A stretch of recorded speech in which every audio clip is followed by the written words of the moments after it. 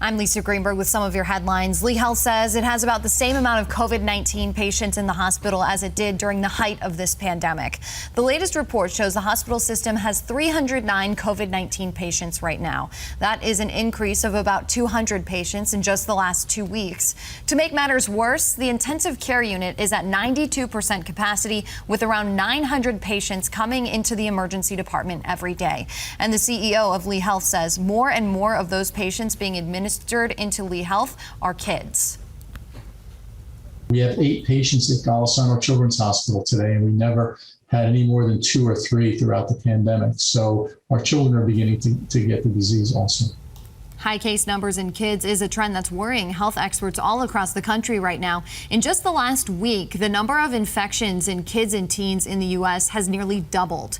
The American Academy of Pediatrics says around 72,000 kids and teens contracted the virus between July 22nd and July 29th. That's an increase of 39,000 from the previous week and 5 times as many since the end of June.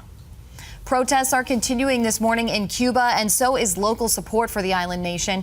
Today's protests come on the heels of 2 rallies held yesterday, just steps away from each other in Fort Myers. The first was held by the Lee County Democrats. The second was held by a group who describe themselves as conservatives. One of those groups is calling for the U.S. military to intervene in Cuba. They also want to see the U.S. take in more Cuban refugees. Thousands of flights are being canceled across the country, leaving passengers stranded at airports. And these cancellations are impacting RSW. Right now, some families are still stuck at our airport. Some passengers have been able to catch a departing flight with another airline, but others are still trying to figure out how to get home.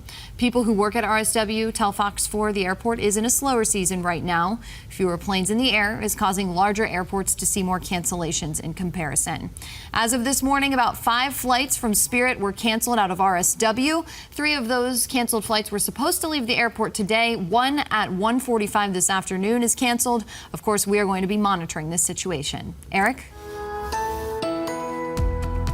Well, Lisa, we've got showers and storms to deal with the rest of the morning and into the afternoon. And once we get to the mid-afternoon hours, that's when I think the rain will start to move to the East Coast.